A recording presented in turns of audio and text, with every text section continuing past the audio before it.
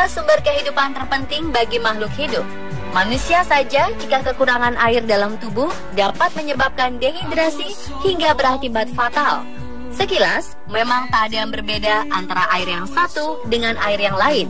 Namun ternyata jika dilakukan penelitian mendalam, air memiliki molekul yang berbeda-beda sesuai dengan perkataan yang kita ucapkan. Bagaimana bisa? I walk every day further and further away from you.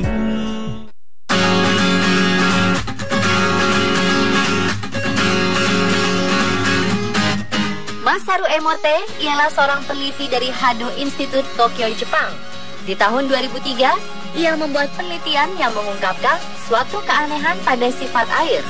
Melalui pengamatannya terhadap lebih dari 2000 contoh foto kristal air yang dikumpulkannya dari berbagai penjuru dunia, Emoto menemukan bahwa partikel molekul air ternyata berubah-ubah tergantung dari perasaan manusia di sekelilingnya. Secara tidak langsung, ini mengisyaratkan pengaruh perasaan terhadap klasterisasi molekul air yang terbentuk oleh adanya ikatan hidrogen. Dalam kimia, ikatan hidrogen adalah sejenis gaya tarik antara molekul atau antar dipol-pol yang terjadi antara dua muatan listrik parsial dengan polaritas yang berlawanan. Dalam mengkaji, Masaru Emoto dengan tekun melakukan penyelidikan tentang perubahan molekul air. Air murni dari mata air Pulau Honshu yang dijadikan sampel didoakan mengikuti tradisi agama Shinto. Setelah itu, didinginkan hingga minus 5 derajat Celcius dan diambil gambar dengan mikroskop elektron menggunakan kamera berkualitas tinggi. Apa yang terjadi? Ternyata molekul air tersebut membentuk kristal segi 6 yang indah. Tak sampai di situ, air diuji coba kembali dengan membacakan kata arigato yang berarti terima kasih dalam bahasa Indonesia di depan botol air penelitian pertama.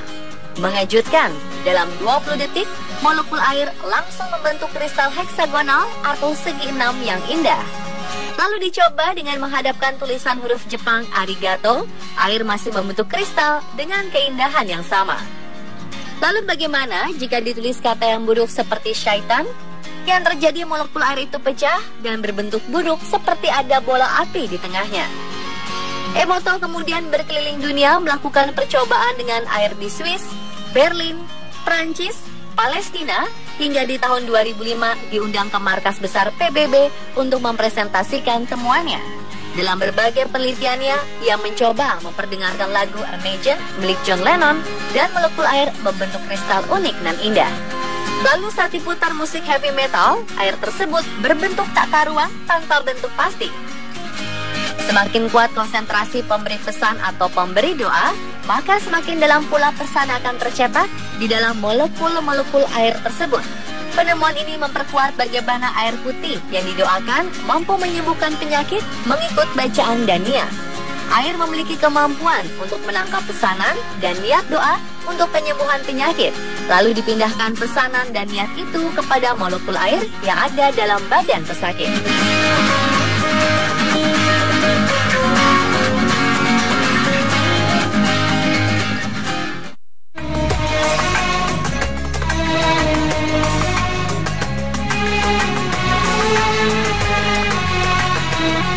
Jika air biasa saja memiliki molekul kristal saat diucapkan kalimat-kalimat baik, bagaimana dengan air Zam-Zam? Didapatkan fakta, air Zam-Zam memiliki beberapa keistimewaan yang tidak tertandingi oleh air biasa. Apabila setetes air Zam-Zam dicampurkan dengan 1000 tetes air biasa, maka air biasa tersebut akan memiliki keistimewaan air Zam-Zam. Keajaiban struktur air Zam-Zam telah dibuktikan Emoto dalam sebuah penelitian yang telah dilakukannya sejak tahun 1994. Saat mengisi sebuah seminar di Malaysia, Emoto membawa beberapa slide tentang sampel air yang diambil dari berbagai sumber, seperti sungai, laut, telaga, dan mata air. Namun dari sekian banyak, ada satu sumber yang molekulnya teratur dan terlihat indah menyerupai butiran kristal dengan memancarkan lebih dari 12 warna jika dibekukan. Dan benar saja, butiran kristal tersebut adalah molekul dari air Zam-Zam. yang disebut sebagai air paling mulia di dunia. Ketika membaca bismillah sebelum meminum air itu akan membentuk kristal-kristal dalam formasi yang sangat indah. Dan saat diperdengarkan lantunan ayat Al-Quran, maka terbentuklah kristal yang memiliki desain figuratif, sangat bening dan jernih.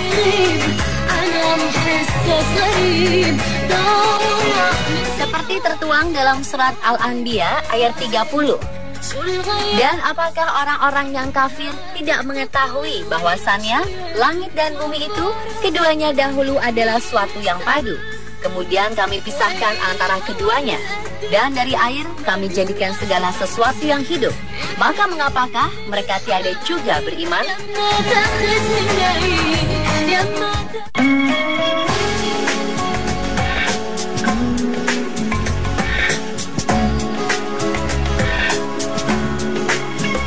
Secara teoritis, sangat tidak masuk akal di sebuah cekungan bukit batu hitam gersang dengan curah hujan hanya 10 cm per tahun.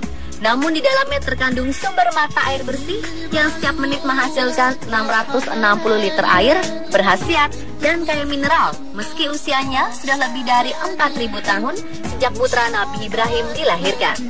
Namun ternyata air Zam-Zam memiliki mukjizat. Tak sekedar dapat merekam suara, tetapi yang lebih mencengangkan, air Zam-Zam dapat merekam dengan tepat gelombang warna alam yang sering bertukar pada waktu-waktu tertentu seperti waktu sholat. Sejarah pun telah membuktikan khasiat dan keistimewaan air Zam-Zam dari zaman ke zaman. Air yang melalui proses penyaringan alamiah yang sangat unik dengan melalui bebatuan dan gurun pasir yang berlapis-lapis ini memiliki beberapa khasiat, yaitu kadar kalsium dan garam magnesiumnya lebih tinggi dibandingkan sumber lainnya. Ini berkhasiat untuk menghilangkan rasa haus dan efek penyembuhan.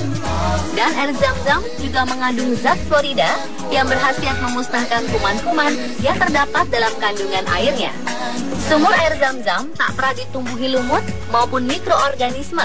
Berbeda dengan sumur umumnya di seluruh dunia, hingga kesterilan air Zam-Zam selalu terjaga. Keistimewaan lain, komposisi dan rasa kandungan garamnya selalu stabil, tak pernah berubah sejak terbentuknya sumur air Zam-Zam.